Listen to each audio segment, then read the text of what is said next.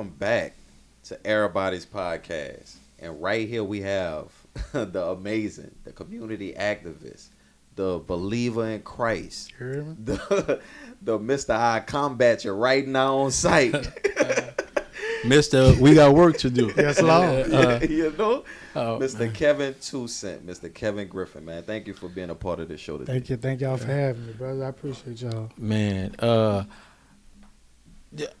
we went to school together, right? Yes, Lord. All right. So before I get in this, whatever, just introduce yourself to the audience and let them know who you are. So, man, I'm Kevin Griffin Clark. I'm Cool Cheese baby boy. I'm Irish husband. I'm the youngest daddy. I'm New Orleans. I'm 7 Wall St. Bernard to the bone gristle. I know it's hard to believe because a lot of people be like, "You went to Culver. How you from the St. Bernard Project?" Don't worry about that. I'm nice like that.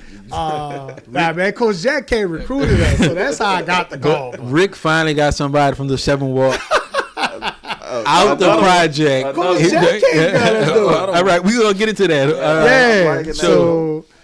So that's just kind of who I am, man. Like you said earlier, man. I'm a follower of Christ, man. I'm a believer. Trying to be like my brother D1, be real, be righteous, and be relevant. I'm not perfect. However, I am who I am. I fight for children. I fight for those who are less than and those who can't fight for themselves. That's just who I am. This first question, you also grew up in the lower 9, right? A little bit. I was down there a little bit off of Duberell.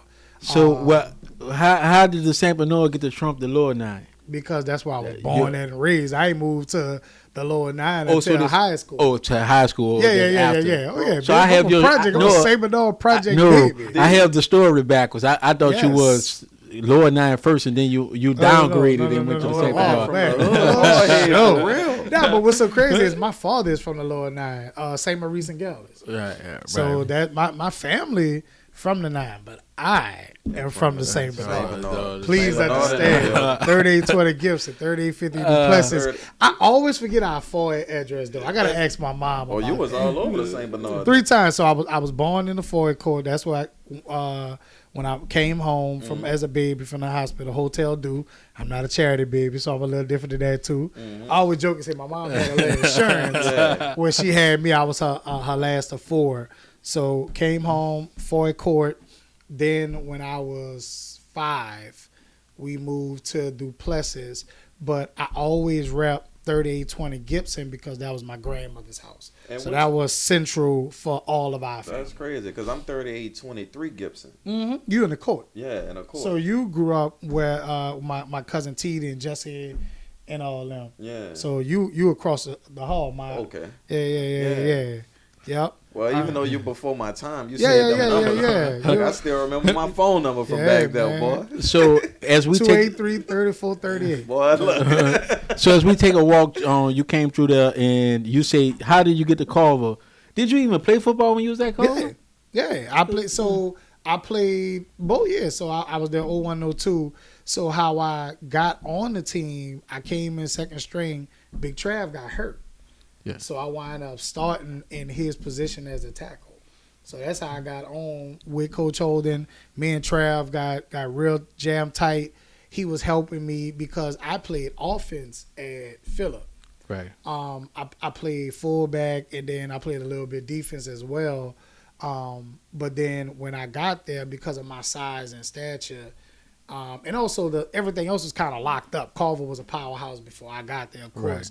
So if I wanted to play, Coach Holden was like, fill in one of these slots, like become available. Yeah. And that was what it was. So I got cool with Trav. And so we went to talking a lot. Trav got hurt preseason. And so I stepped in for him, and then we just went from there. When to come from the 7 Ward going to the George Washington Culver, was it did they accept you well? Not at first in the very beginning, but I held my own. We won't talk about that too much. Had one little incident and didn't have to have another. It was one of them. It was one of them great things, but we were young, we were kids, and so just understanding what that was in high school. Of course, hindsight, man. I'm 40 years old now, so. I understand it from a different perspective.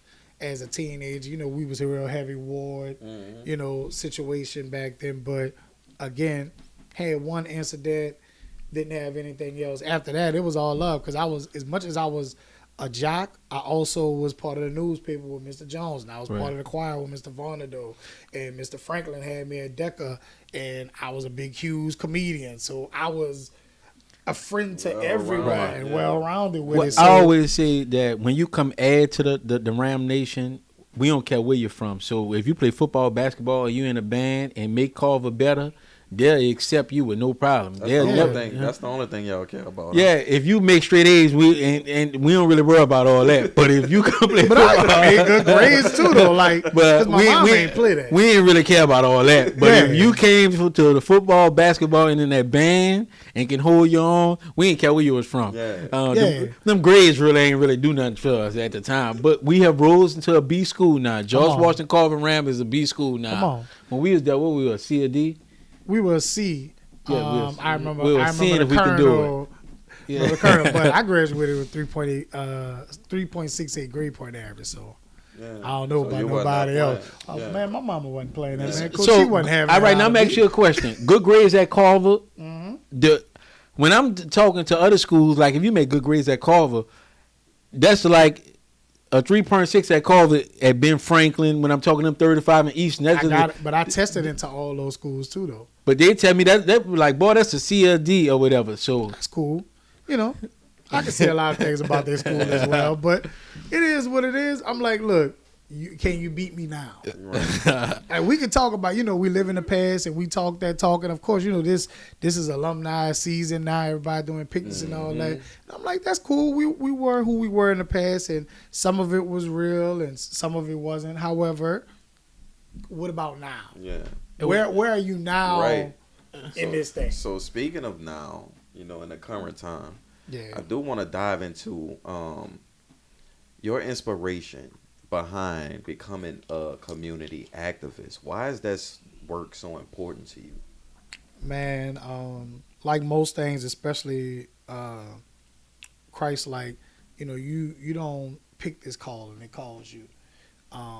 I didn't set my life out to become a community activist. I didn't set my life out to be fighting for people every day. It's a calling that God put on my life and that I finally stopped running from, and I had to finally accept. As a kid, I was incarcerated from the age of 10 to 15. Juvenile facility called Tallulah Correctional Center for Youth. At the time, it was the worst juvenile facility in the country. We used to call it Baby Angola. So coming home, I made God a promise that I would not let any other young people go through what I went through, because I was wrongfully convicted. I was being jumped, and one of the young men, I was defending myself. The young man lost his eye. Did he die? No. So he died years later from homicide. So I was like, I did not kill him. So he just lost his eye. That's 5 years at 10. I mean, almost 5. Yeah. Do you think your size helped you out a little bit? Because I'm thinking how small. But you was bigger than me. Well, true. I'm thinking about my size right now. If I was 5 years old and if I was 10, I had to be. I'm a $145 now. I had to be at least less than 100. I was less than 100 pounds. I didn't really get big until later. No, I always saw you. I only know you as bigger than me. Yeah, I was about to say that was after I came home and all that type of stuff. Yeah, so that was like I was a smaller kid, man. They didn't even have clothes big enough to fit me when I got to Tallulah. Walking into that, it got to be the scariest moment. But it's one of the scariest moments in my life, man. Because the first 30 days I had to do in the hole. Again, they did not have clothes big, and I'll send y'all the pictures if y'all want, throw them up in post. But they did not have clothes big enough to fit me. I had to roll the jumpsuit up, and I had never been that far away from my family. I had never had to deal with what I had to deal with. Man, I cried so many nights being in there. In the beginning, it was one of the roughest times I've ever been in my life. Do the New Orleans stigma play a part into it too? Being from New Orleans, definitely. It was so bad up there for us, and we had our own 2 dorms. So the compound had 8 different general pop dorms, and then they had another 3 buildings at the time that were max security, 23 and 1 lockdown. And on the gym pop side, so there was the 8 buildings on the gym pop side. One was boot camp. One side was boot camp, so it was 4 of those. Alpha, Bravo, Charlie, Delta, and then everything else was like more longer term. So if you weren't doing boot camp, or if you were doing like longer than like 7-8 months or whatever, they would put you on that side. I was on the other side. I started off on boot camp because I was so young. They thought that I was supposed to just be in boot camp. While when my paperwork got there and everything was processed, they realized I was doing. I got my original sentence. So the first original sentence was the new juvenile life. So it was essentially 21-year sentence. That wound up getting kicked down from the Louisiana Supreme Court as unconstitutional. So they sentenced me to regular juvenile life, which would be 10 years. Arthur Morrell, he just retired 4 years ago as the clerk of courts, but he was a state rep at the time. He's J.P. Morrell's dad. Right. He was the state rep at the time, and they were in the middle of session after I got sentenced. And so the project was in his district. So when he would come down, people would bombard him about my case. So finally, he went and talked to the Judge Lawrence Lagarde, who I'm cool with in this present moment. He went and talked to him, but Judge Lagarde was so hard, he wouldn't bend. Mr. Morrell was trying to get me probation. He was trying to get me placed in Bridge City. None of that. At the time, Bridge City didn't take aggravated cases. So up until 3-4 months when I was in Tallulah, then they started taking them. Right. But he wouldn't budge. So the final deal was me to do till I was 15, and I had to do the whole stretch. The whole 5, man. For I. Yeah, for me being jumped. And it wasn't just an eye, because at the end of the day, like if this was malicious intent and I removed someone's eye, then that would be different. You would probably want somebody to do more time than that. But again, I was being jumped. Right. And I was defending myself. And even with my case was all messed up. Like where they had the bottle that I hit the young man with was a wine cooler bottle. The evidence that they brought in was a Thunderbird bottle. Right. And with like 2 different bottles. 2 totally different bottles. 2 bottles you could not break. And I remember being on stand. It's parts of the trial that I still remember to this day. And when I told them that was the wrong bottle, they asked me, how did I know? And I was like, my mom, well, I didn't say one, but I was like, my mom drank wine cooler, so I know what the bottle looked like. And then the DA asked me, how do I know it wasn't the wine, the Thunderbird bottle. And he was like, I explained to him, I was like, yo, this thing hard to break. Right. We used to play, like, we were bored in the project, so we'll take a Thunderbird bottle and throw it up in the air and scatter to see how it would shatter. It took forever for that thing to really shatter. So we knew it was hard to break versus a wine cooler bottle, which is as thin as this bottle, essentially. Right. It shattered. You threw it up 2 feet in the air and come down, it'll shatter. Yeah. So, yeah, man, my whole case, I got railroaded. And who was the DA at the time? I do not remember who the DA was at the time, but it was, it's juvenile, so whoever was the ADA, that was the one. I would have to look back at that, like 95, 96, who the DA was. Well, when I heard your story, and this something I didn't know, I said, man, it just to go through that situation and come out. Most people, that right there, that's a death sentence because they'll never recover from that. So to see the man that you became outside of that. I've seen cats that I was in there with come home and deal with recidivism where they in and out of juvenile and then they in and out of adult. I've seen them come home and not recover fully and get on dope. I lost a homie who I was up in there with. When he had just turned 21, overdosed on heroin. And you can point a lot of that to him being incarcerated as a kid. Like when he came home, he didn't really have structure and things like that. Like, jail is not really about rehabilitation, especially juvenile jail in Louisiana. Let me say that. Were you scared to get in any more fights? Like you out now, bruh? Still to this day, as much as I'm a fighter for our people and all that, it's still one of them things, bro. Like I don't play with jail. Right. Like I jokingly, I was like, I remember the sheriff wanted me to work for her. And I was like, I'm not working in jail, Sheriff. As much as I love you, I'm not about to come work because you're in jail too. Like even though I would be on the administrative side, right? You're still in jail. 12 hours with the people, right? Because if the jail go on lockdown, you go on lockdown too, right? So it's one of them things that I don't play with it, bro. I got too much respect for it, and a good healthy dose of fear, in order to really be playing with it like that. So I want to get back on that. Yeah. What made you actually jump into that? Like, what made you jump into fighting for the people? It was several instances along the way that got me involved into it fully, and even to where I am now, it's always a different. What keeps me in it as well is it's always a new fight, unfortunately, and there's the Bible tells us, the poor and all that will be amongst us. So that means there will always be people you have to fight for. When people use that scripture, I used to use it a lot, but I think we misuse the scripture. Let me see.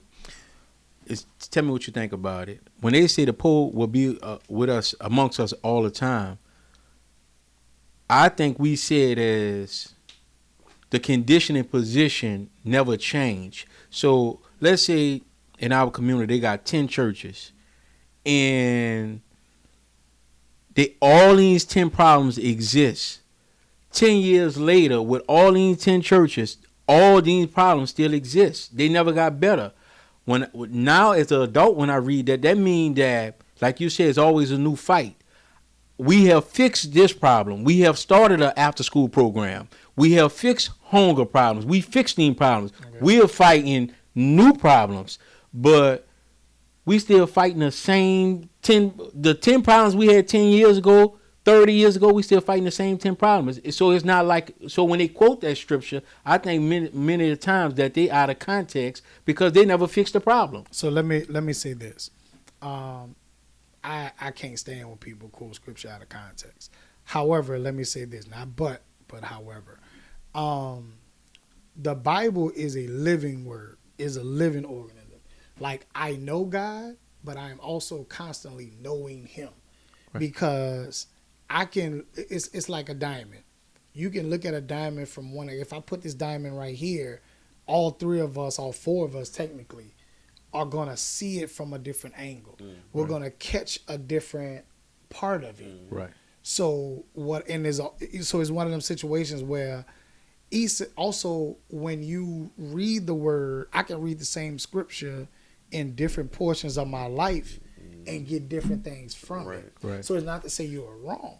Right. This is the viewpoint you're viewing that scripture from. Right. I'm viewing it from there will always be people among us that we will have to fight for. Right. You dig what I'm saying? Right. Whether why they're in this predicament or in this position, that could change depending on the day, depending on who we are. Right. Or where we are. So again, that's why I'm using it. Right. The scripture. So I'm not necessarily using it out of context. I'm just using it out of I know you yeah. No, I'm just saying that I'm using it in the perspective that I see it, and you're using it in the perspective you see it. Right. Now we have me and Rick talk about this all the time. New Orleans is it's a political Mardi Gras right now. Ugh. And when I seen your name in the running, one, I told Rick this. I'm a fan. Me and Councilman Eugene have a great relationship. When I have called them, he have answered the phone. He have come to events. He have been a councilman. And out of all the councilmen, I can't speak for all of them. For the ones I know, he do have a newsletter.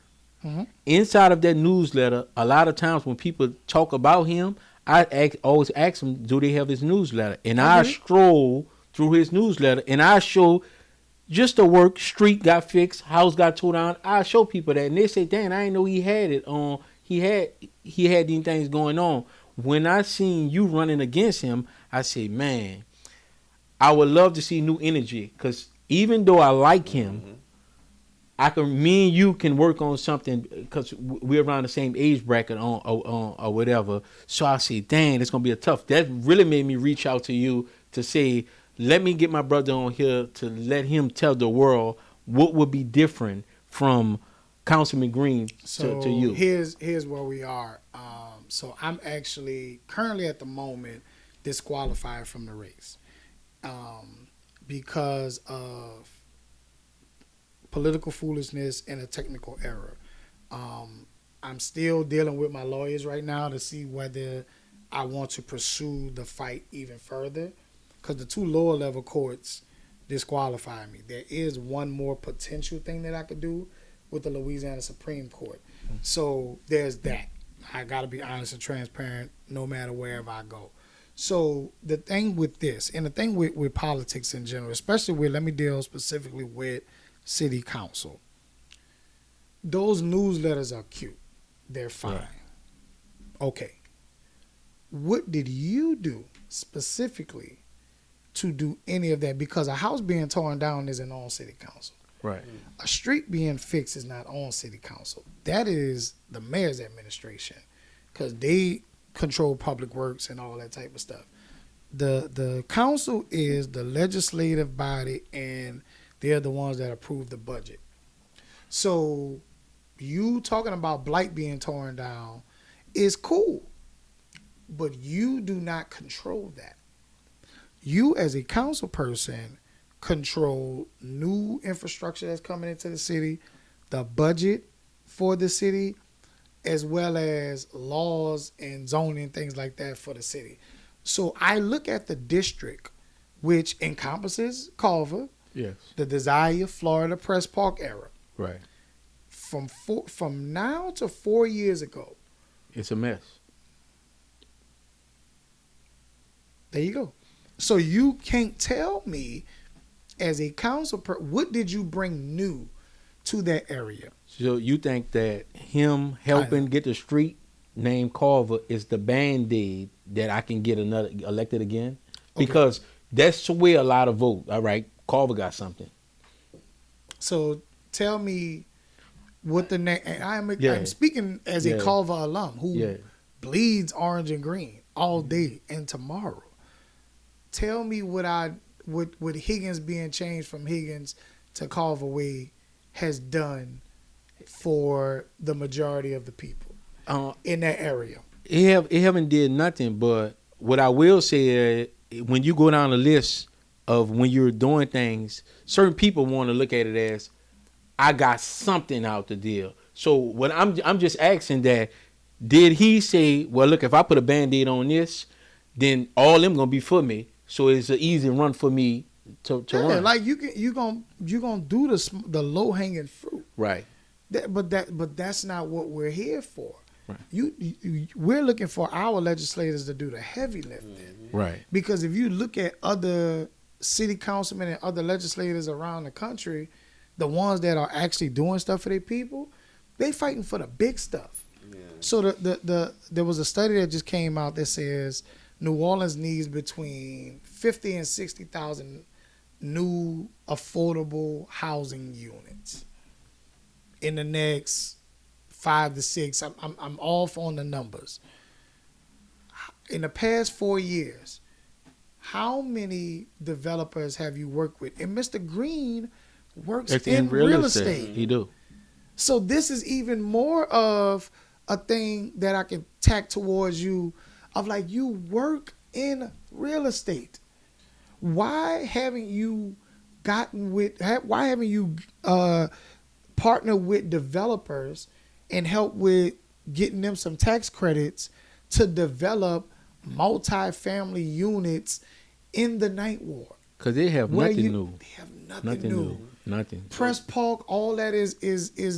I just was there. My cousin David, you remember David Collins, fireman, and all that back there. My cousin just passed, unfortunately. went to Carver Desire for the funeral, for his send-off. And Press Park looked like crap. Like, all the lots around there. Everything around there. People been complaining about that too. Like since we were in school. Yeah, but I'm gonna ask you, even with you, Rick, do you think it's a tough district to have? Because he's swinging from he got New Orleans East to the portion of New Orleans East, very small. He got that. He got the Big Nine. He got and going towards all the way up by the Zulu Club. Mm-hmm. So that's a heavyweight. I would say that's a heavyweight. Like you carry the Big Nine and you come in to personally, from what I feel, and I'm still trying to get the concept of politics, but you have teams of people who you're supposed to set up to be in certain positions to do certain things. Right. Now, if you need fresh legs, you need to have those people equipped. Right. And a lot of what you got? I'm sorry. So here's what I would say about that too. So again, every district has about 70,000 people in it. So it's not like you got 70,000 and District E has 30,000 and District A has 25,000. Right. You're not holding all of the weight of the city on your shoulder. Mm-hmm. You are holding just as much as everyone else. And I will say this, the council at large has a tougher job than the district people because they got to deal with the whole city. Right. And get paid the same amount, have to have the same amount of staffers, and yet they have to deal with the entire city. Right. So again, also, his claim was that he knew about politics. He was going, first day on the ground, he was going to do so you didn't know that? You didn't know you were going to have a tough time? Did you not survey your district to see what was needed? No, you didn't. Right. Because he does not run campaigns. He puts out signs. He sends out mailers because he can afford to do so. Right. And then he sits back and let the older generation who goes based off of name recognition and things like that. Because you got to understand, this is his first elected position. Last time he won like by 10 votes or something 63 like that? votes. 63 votes. 63 votes in the runoff. So he ran 10 years for a position. Oh, so this is his first time ever being elected. And then in our race, we had 14 people in that race. So it was a situation where, and a lot of us were young. So a lot of people, especially the chronic voters, didn't really know who we were. Right. So they went with the name. Yeah. So do you feel like that's why you were targeted? I mean, when they talk about the tax situation, do you feel like... Oh, very much so. So here's the thing. Let me be straight up and honest. I filed my taxes. Yeah. Very much so. This is a political hit. No ifs, ands, or buts about it. I filed my taxes, especially what the Louisiana Supreme Court says I did. I filed my taxes electronically. And so, again, this is a political hit. Mm-hmm. And I know exactly what this is. And I know exactly majority of the people that it come from. Because, of course, I am a threat because I'm fighting for the people who they are disenfranchising. Right. The people who don't pay to get into their parties and who don't want to kiss the ring and all of that. I've gotten to where, starting off in politics, I come up under Johnny Jackson. That's my political mentor who didn't take any of this from any of these people. Right. So this is who I am. But yeah, that's what it is. Well, I would love to see you keep going, and I'm pretty sure other people feel the same as I do. Yeah. And on the contrary, they got some people out here doing some real crazy things, and I know you've seen it. Oh yeah. You know. Yeah. Do you? And I want to ask about it. I saw it earlier. Ask about it. It's coming from a lane, but it was funny. Yeah. I can laugh at myself. I went in his inbox, and I have a good relationship with him. I said, "Gee, that was a low blow." No, it wasn't. I thought it was. No, it wasn't. But the reason, I'm gonna tell you the reason why I thought it was. That's not his content. Now, his content is fear mongering, so it's not his content. Now, if it was 1 hour Corbin with the K or one of those that always do stuff like that, I would have said that's right up of his alley. Let me tell you something. I don't consider it a low blow. And it's about me. Yeah, no, but I'm just saying, bro. I'm in this thing. I'm like, I understand that I'm fair game. You know how many people I talk about in politics? Yeah, and you think I wouldn't be able to take a joke? Now I'm asking you that. You gotta have tough. Yeah, you gotta have tough skin. But look, when we came here, you say, "Man, I like the way y'all boys dress." Mm-hmm. We haven't. None of us have said a curse word up here yet. Yeah. So the moment that right now, if we see something and we start cursing at it, we're out of what we normally. That's not what y'all. But here's the do. thing. But here's the that's thing. What I'm saying. It's that's not out of Jay. what he normally does as well. Right. Show me where the empowerment comes from and what he does. When have you looked at something on his page and been empowered, or have you looked at it and like, oh man, so this is good. Like, so you think it'd be better with just his show would be on breaking news? I'm not just saying it because I ain't gonna lie. I'm not. A lot of stuff I get off. A lot of people, the news. Jay deliver the news. He at least break the story. Well, he blocked me, so I don't know what he breaks. I see some stuff here and there. His name should be just got the call. Because it's definitely like, and I know Jay. But, yeah, let me tell you something. I would say it's not empowering. It's not empowering. You if you want to look at it from that perspective, it says it's not empowering. But I will say that it's informed. Yeah, it's you're not right. empowering. Yeah, we do get the news. The news 4, 6, 8, and 26 is informing me, but it's not empowering me to do anything great. Right. Like they're informing me of the news. Like I watch CNN and I watch Al Jazeera. It's informative, but I don't get empowered by the news. I don't get empowered by breaking a story of people being murdered and people being harmed and all that. I don't get empowered by that. Yeah. Well, I'm gonna run some stories about you that have came up in the news. Mm-hmm. We got 10 that got out. We still got 1 on the loose. Yep. And now, just 2 things that just happened this 2 weeks. They arrested a 30-year-old woman. They brought her to juvenile jail. Crazy. And that's one story. And then I saw that. They made a mistake. And I'm a fan of Susan Hudson. I'm a fan of the she's a sweet lady or whatever. But I'm a huge fan of the sheriff. I helped with our election. They made a mistake and let the wrong person out of jail. It's an error. So with the 10 getting out, and then this is 11 people now, their resources, and they still haven't caught up until the day when I look at the news. They haven't caught Derrick Grove, or they haven't caught the guy that's out now. But so did they do a call out? Did they ask him to come back? Yeah. Oh, they did. The police chief did. Okay, because he's considered a felon now. Because even though it was the sheriff's office mistake, he still knew he wasn't in. Yeah, but he also knew that he wasn't supposed to be out. So but it's not his fault, but it is his responsibility to come back. As an advisor, if you was advising her, would you advise her to keep trying to run to get reelected? Yep, I believe she's still the best candidate.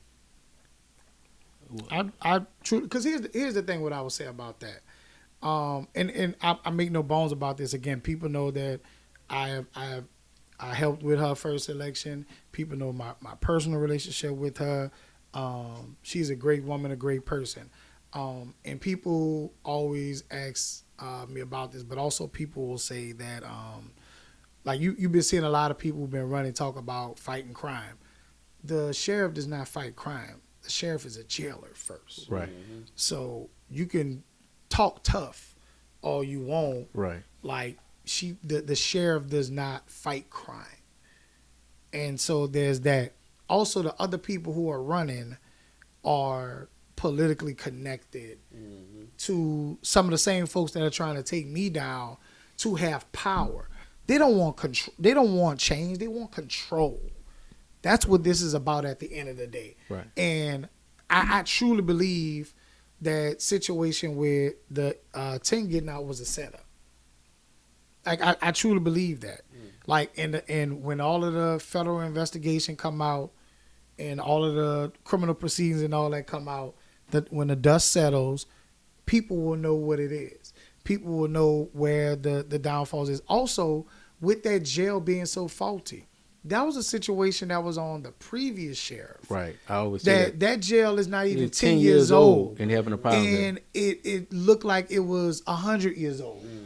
Like, you don't come in and fix a 10-year problem in 4 years. Also, the budget. I can't put a I can't put a building together on sticks, on a stick budget. I can't put a brick building together on a stick budget. So, yes, it's some things like the last thing, it falls under her situation where her team was responsible for that. Cool. She take that lick, got that. The other stuff, there are other people and other entities that played a part in that. I always say that sometimes you get led in the room, you in position, and I use, not to say George Bush was a good president, but who wants to be the president when the worst terrorist attack happened on your watch and the worst natural disaster? He dealt with 9/11 and he dealt with Katrina. It's almost like if you go back to what Clinton had to deal with, even President Obama, they kind of, things like that didn't happen as bad as it did. Even the mayor, the building on Canal Street was getting COVID. Built. What the name of the hotel? The Hard Rock. Yeah. It was before she got in office. They started, and then it failed. Just so happened when it falls I'm the mayor. If so, it's under me. Then COVID happened under me. So when you have it, it's like that. Sometimes you, no matter how, escaped under Marlin. Yeah. Yeah. People don't talk about a lot. That. But the dude that was in jail, the dude was in jail with a gun. They had drugs and everything. That was other money. But then also there's a situation of the jail is overcrowded. People don't talk about that. The state don't come get their people. The DA doesn't deal with cases in a timely manner. The judges don't deal with cases on a timely manner, and they have to be in jail. And it's only it should only be it was built for a certain capacity. Right. So if you're over that capacity, you're stretched in resources. Also, it's not like jail is not Disneyland where a lot of people want to come and work there. It's not Buc-ee's where you hit high salaries and high volume and people want to come work there. Right. It's jail. It's prison at the end of the day. Because also in them 12 hours, you are in jail too. Exactly. Right. And people don't want to work in those environments for little or nothing. Like, so you have a staffing shortage, and all of this creates, and I don't care who you put in that place. If you don't deal with the budgetary issue, with putting the staffing in place to give people a livable wage in order to deal with inmates and prisoners and residents of that caliber, you are going to constantly have this issue. I don't care who you put there. You can put the toughest man in the world there and claim to be tough on crime and hit people over the head and do all this other stuff. You're still going to deal with the same thing. Yeah, I totally agree. So they got one more thing in the media that I want you to clear up about this campaign money, the campaign money that you raised. Now that you are disqualified at the moment, what happens with that donor's money? So there's several different things. So one, with me, it will probably, so I'll send an email out and ask everyone who wants a refund, they can receive one. For those who may not want a refund, because I don't want to have to deal with the ethics and dealing with updates and all that, I'm going to donate that money to either different political people who I feel are worthy of a lot of the grassroots candidates, or different organizations that if my donors see fit. Okay. So that's just kind of what it is. Yeah, because I know that's pretty much where the skit came from, about you getting thrown out. I was reading like in a comment section and somebody said, oh, he's going to jail. You know what I'm saying? If he don't, people always have their input. Oh, if I spend that money, I'm going to jail, but that won't be happening. And I would ask this last question. We have a mayor candidate. Do you have any candidates that you would think that's worthy enough of Kevin? I got a couple I'm looking at, but not as of right now. I know they're Orleanian. That's good enough.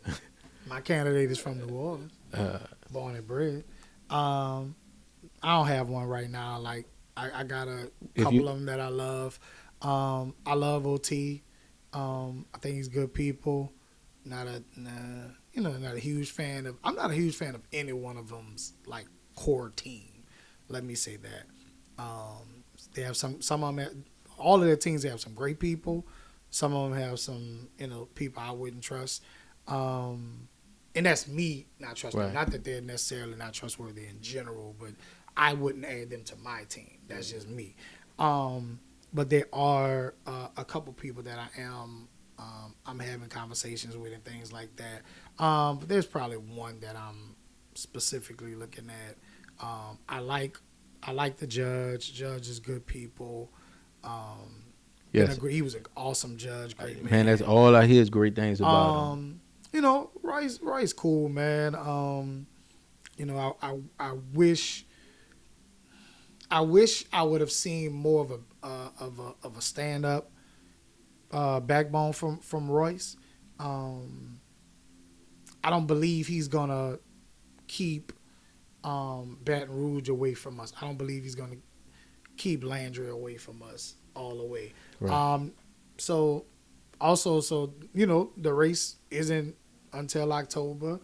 I have a front runner in my mind, but shoot, that could change tomorrow. Like things happen. Like I thought I was gonna be a couple of weeks ago. I thought I was gonna be running in October too, and things change. Like so, you never know what may happen. If you get a phone call and it's the right position, would you get on one of the staffs and help move the city forward by helping one of the next mayors? Staffing as working for the mayor or working for a campaign? Working for the campaign to help them get the security. It kind of depends on who calls and what they need me to do.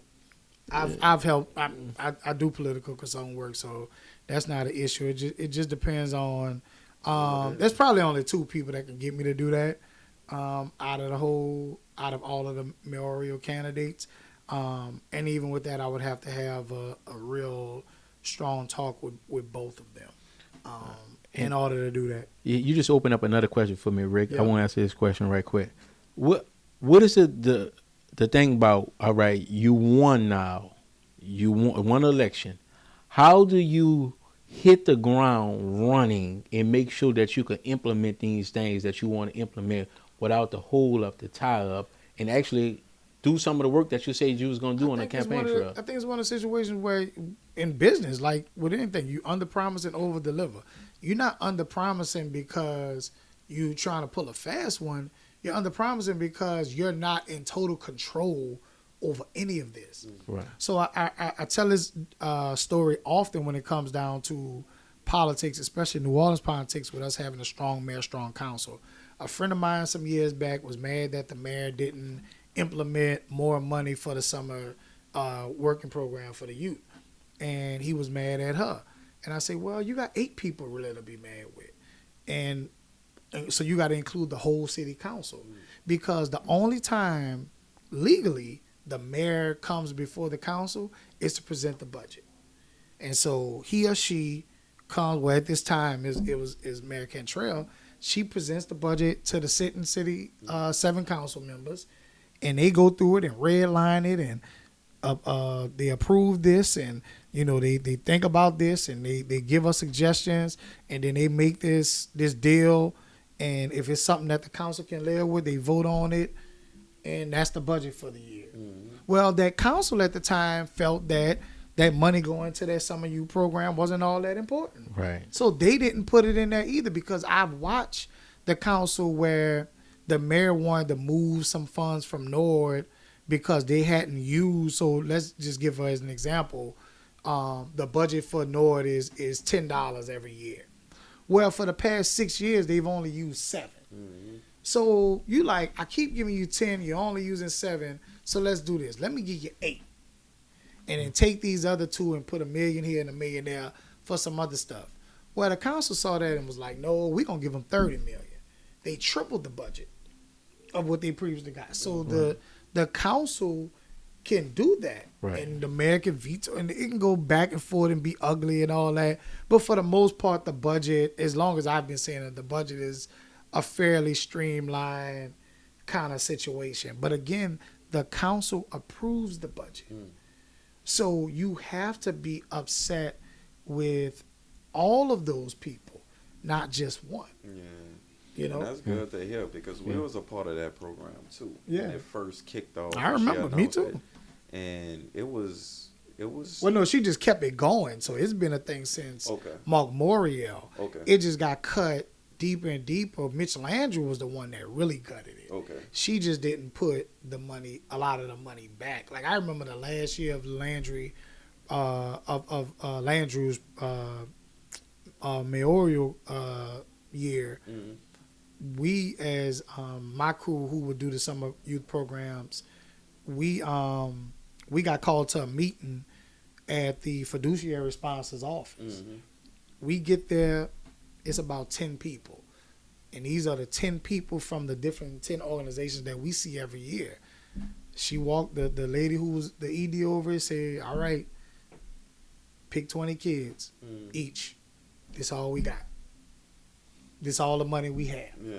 And even they cut their fiduciary budget in order to get us to the 20. Because she could afford to pay her staff, from different pots, because they had a little bit more bread. But all they had was those 200 plus kids for the summer because the budget just wasn't there. Yeah. And I grew up I'm an 80s babies, 90s raised where everybody had a job. Even under Mayor Nagin, he added more money to it. Yeah. He doubled down and put the private-public partnership together to add more money to it and raise the age limit on it and all that type of stuff. So you had even 20-something-year-olds, early 20s having summer jobs. Right. And we don't have that anymore, to the effect that we need to see it. And that's a thing where the council helps and all the fiduciary people of that when it come down to the budget, but also all checks and balances. Yeah. Okay. Well, that's good to know, man. Yeah. That's definitely good. I'm not stealing no money. Never have, never will. I like orange. It's my favorite color, but I ain't about to be in no damn jumpsuit. So there's that with that. And here's the thing. Those type of questions don't scare me, bro. Yeah. Right. I could put everything up. Like, so this is also not my first time being disqualified. It's my first time being disqualified unjustly. I will say that. The first time, as much as it wasn't my fault, it was my responsibility where I didn't know I was supposed to file certain taxes. Mm-hmm. Well, after that, I got a CPA to make sure that didn't happen. This time, it was a targeted hit. They used the judicial system against me, and it won and made out. At the time of this taping, I haven't made that full decision yet. And it's state tax, right? Yes, it's state tax. My federal, bro. Again, all my taxes are filed. Yeah. Right. All my taxes have been filed. Because I was thinking that would be pretty silly to I've seen it happen before. So it's not a situation of get OT with that too, huh? But even that was a. When as soon as I seen him, I said to myself, he's smarter than that. Yeah. I said to myself. So I had a regular tax preparer, certified tax preparer for the longest. I had been got out of like let my cousin do my taxes type stuff a long time ago. So there was this young lady, she's not a CPA. She was doing our family's taxes. And I wasn't making a whole lot of money and all that, so it was just cool here and there. And so after they came after me in 2019, 2020, that's when I got a certified public accountant to do this stuff for me. Yeah. Because again, I'm in a new tax bracket now. I'm not rich, but you're moving up. You're six figures, so your money a little different. So you gotta, I'm doing business now. I'm not working for anyone anymore. Right. I'm working for myself now. Mm-hmm. So I had to start, dealing with my paperwork and my finances a little different. Yeah. And so I wouldn't get caught slipping.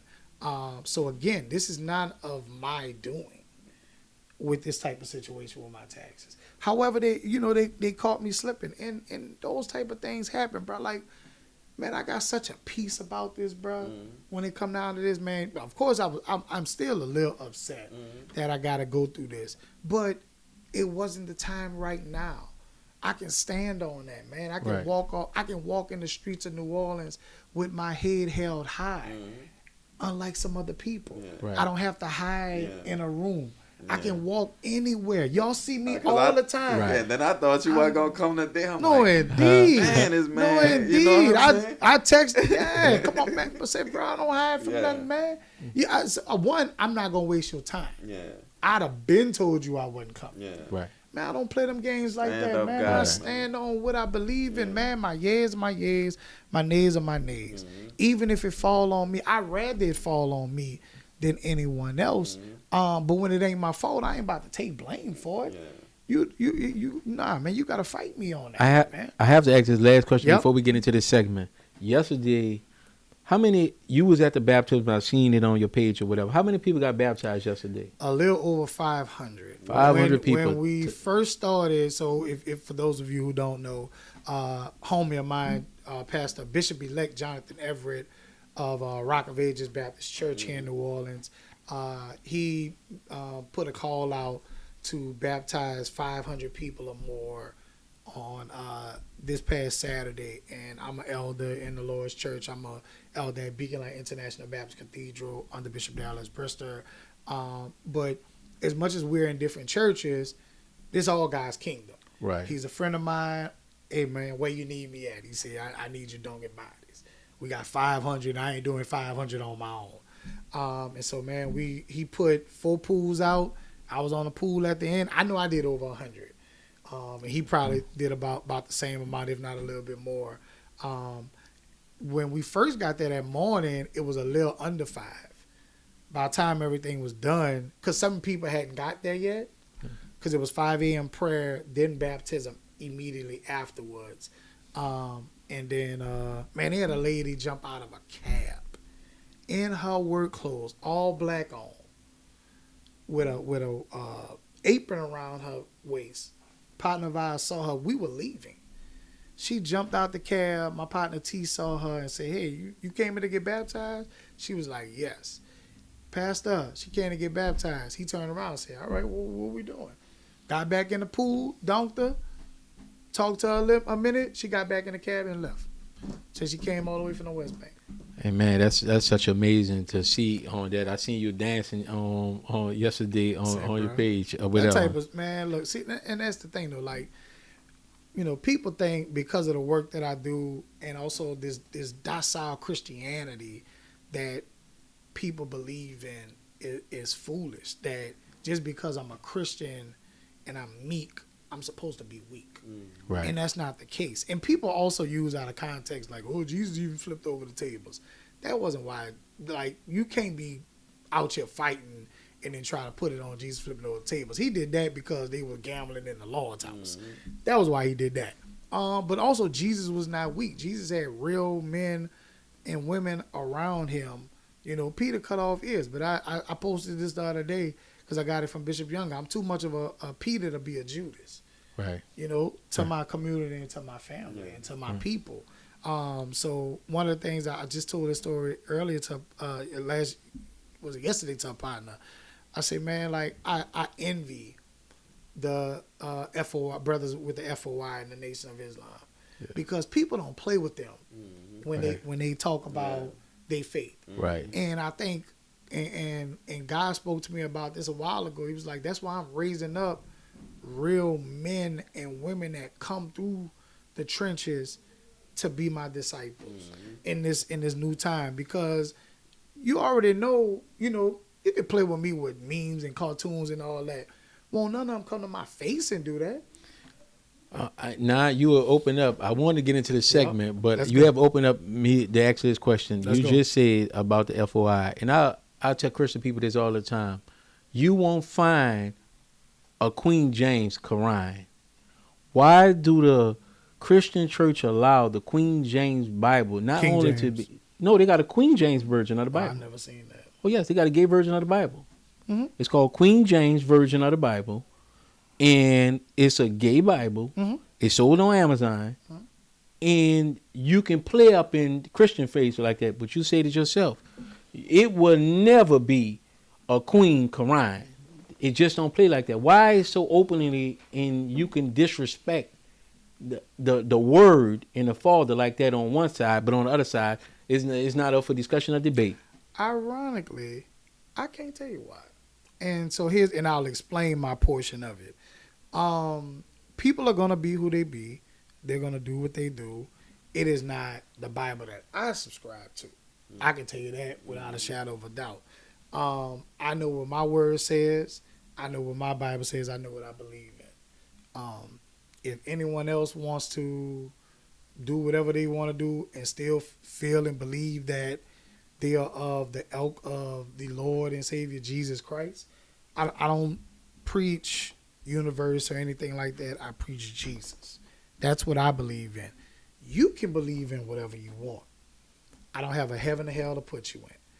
I know this. Me and my friend Jessica, we used to have a podcast or a live that we would do, and we often would say this, and this is not a scapegoat. I said I would rather live life for Jesus and get on the other side and none of it had been real than to play around and then get on that other side and it be hellfire and brimstone. Mm-hmm. So that's me as Kevin Griffin Clark, as the elder. Again, I pray for, even with the people who I don't rock with, the people who I have to quote unquote fight against, I pray, and this is more recent. Let me act like this is not something I've always felt. This is more recent. I pray more that they are converted than they are punished, because God's hand is heavy. And I pray for grace, because I need grace. And I pray for that for them as well. However, it's only certain people they're going to play in their face with. Right. And you can have whatever Queen James Bible you want. Leave it over there and don't disrespect me with mine. Right. That's how I feel. So we gonna. I hope that answers your question. Yeah. That wasn't necessarily dodging it.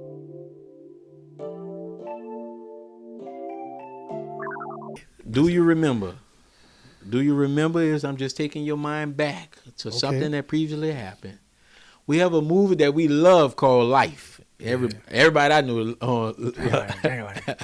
So in this movie, they have an episode where the Boom Boom Room came about.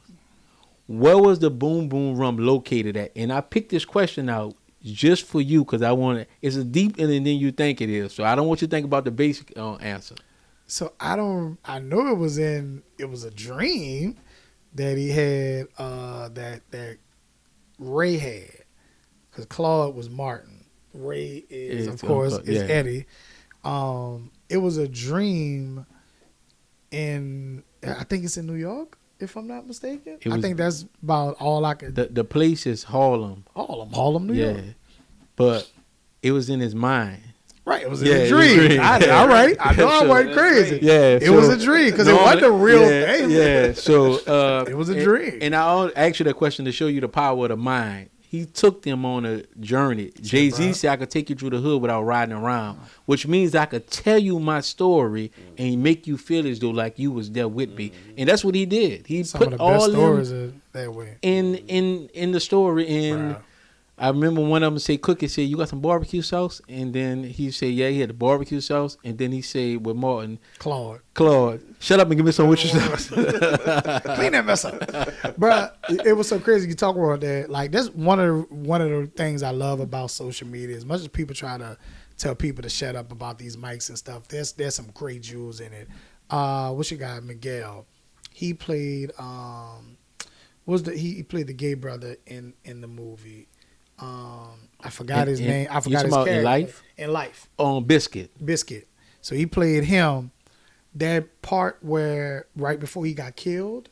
Yeah, that was improv. Yeah. Bruh, I met this dude before. First of all, this dude is 60-something years old. He looked good, as young as us.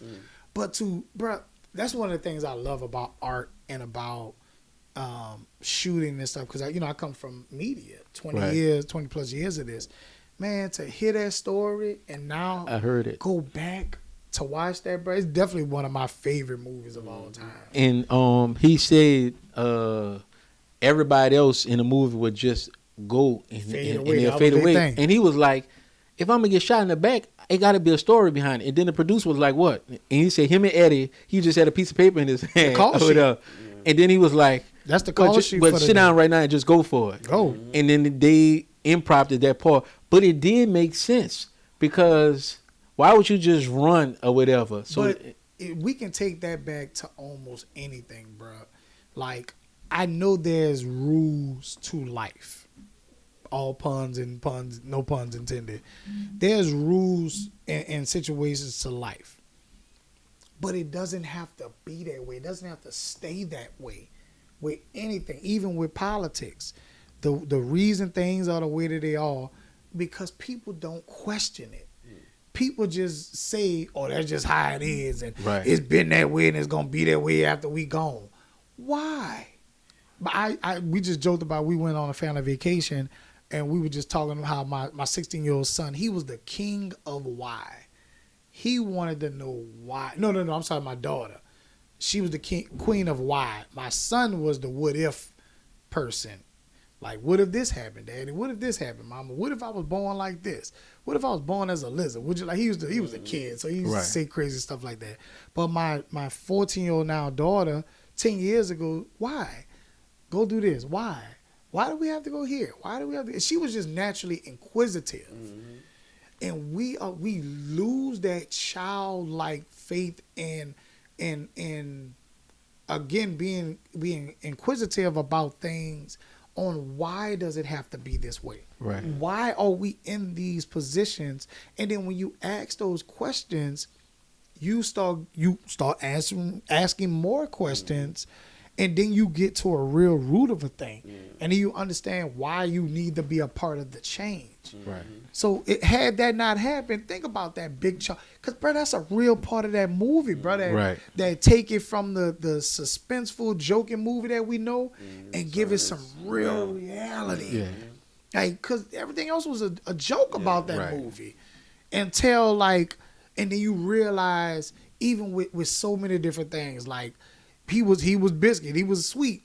But then he had a real come to Jesus moment, no puns intended with that as well, where it was like, man, I can't go home to my mama like this. Especially in that time. You got to think about the time base it was in. I can't go home to my mama like this. He really, like, he went into all his masculinity and really went into his real acting chops and brought that out. And luckily, Eddie is an awesome character. Right. Like, he was able to roll with the punches because of who he is. Like, you know, SNL made him, you know, that type of person with that. But like, brother, we gotta inquire about all of this stuff, man. All this stuff not set in stone. Yeah, and another thing I want you to dig a little more in his story. His story is, if you're looking at it, he actually saved money up. Said he was going to be a superstar, save enough money to get to Los Angeles, and caught a bus and went to Los Angeles. Bruh. If you look at his story from a child. But I have another question for you. Yep. Do you remember why Martin and Tommy fell out as friends? What they fell out over? Do you remember what they fell out over? They fell out. Tommy got in an accident real bad, but it was something that caused that. No, I don't. Dang, and my children watch Martin a lot now. Dang, I don't remember. The only thing I remember they fell out. Any conflict was when Martin had Tommy in court. And it was GTG. That's the only conflict I remember between the two of them. They fell out over a briefcase. No, a suitcase, luggage. Tommy lent Martin some luggage to go out of town, and when he asked for it back, they had number of holes in there or whatever, and they fell out real bad. They live in Detroit. I remember that. Yeah, Tommy didn't have no job. But this is the great part about it. Tommy always had style. When Martin pulled out that luggage to give back to him, man, they had holes in there like rats and ate it up and everything. Now you about to make me go back. And Martin was like, Tom was like, "This not the luggage I gave you." And Pam was like, "He gave you a Lucci. This was like a Poochie or something of that nature or whatever." So, last question, crazy. And do you remember? Okay. What would you like? This is a New Orleans question. To see this city get back, to bring back from your childhood that could make this city a better. Jeez.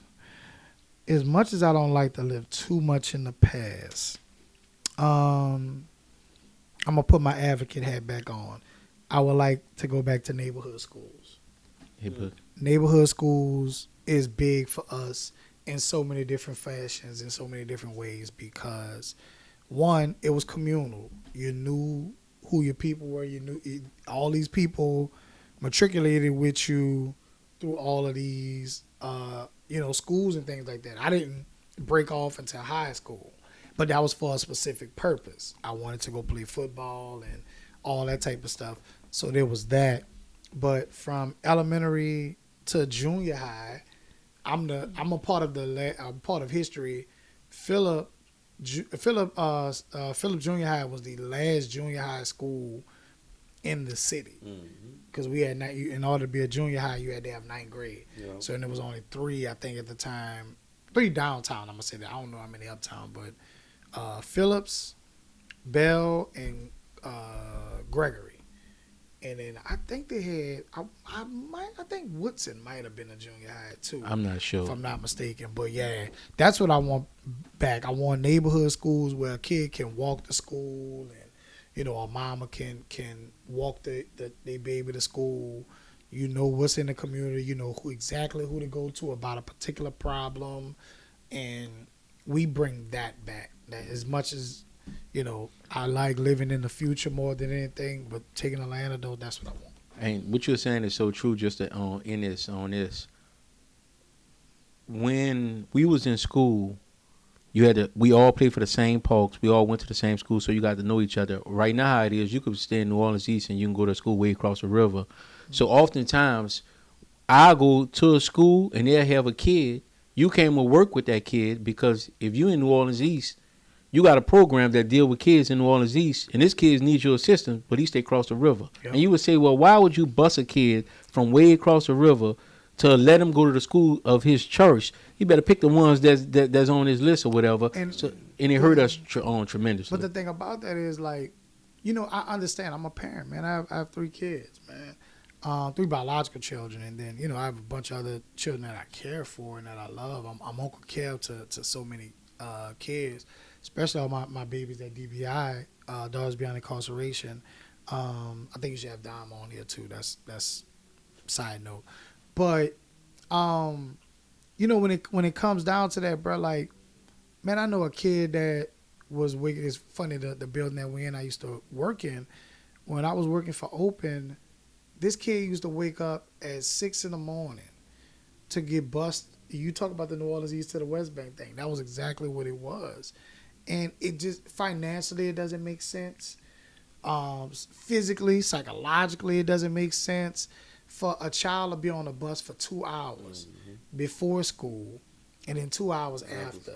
You've literally put this is almost a 12-hour day that this child has had. And then you want them to go home and do homework and have extracurricular activities. Bro, when we grew up, we was home. If we didn't have extracurricular activities at the school, man, we were home by 4 o'clock. Right. And we did whatever we needed to do within that hour and some change. And then we went, and depending on the park you were at, I was at Willie Hall, we brought the homework to Willie Hall Park. Right. Did the homework for the first 30, 40 minutes. Right. And then it was on. Then it was practice after that. Yeah. So it wasn't no situation. And, some of us would do homework at school. Now, as we end out, let everybody know where they can find you at, how they can locate you and get some of the resources, even your business. Put it out there. We want people to know. I'm a serial entrepreneur, so I own several businesses. One of them is Buku Media. We are a full-service media company, photography, videography, graphic design. We also own Buku Print, which is similar, where we have all promotional items inside of that, where we can print flyers, postcards, billboards, we vinyl, all types of stuff. We do a lot of fulfillment across the country. We also own NOLA lapel pins, which is a custom as well as a retail lapel pin and metals company. We can make challenge coins, lapel pins, cufflinks, awards. We started doing that a few years ago, acrylic and metal awards. We've done that. So that's the business side of me. That's what keeps money in the pocket and give me to feed my children and all that. But everything else, As far as my advocacy and things like that, social media wise, you can find me either at Kev2Cent, KEV the number 2 CENT, or my full name Kevin Griffin Clark, and my website KevinGriffinClark.com. So that's who I am. Man, we hope you guys enjoyed the show. We got a sponsor now, a new sponsor, EraBody's Coffee. Tastes good, tastes right. The only thing you got to do is get it right. You can get it. It's available. It's for sale. All you got to do is reach out and get it. And do not forget, we have our book, Businessmen, is available on Amazon. Do not hesitate. We will be releasing the date, the time, and the location when we had a book signing. Rick, take them home. You heard the man. Businessmen is out right now. And as far as the episode go, we hope it was just as informative to you as it was to us. Again, you can find us on all social media platforms at EraBody's Podcast, because we stand relevant with the times. And we out. Peace.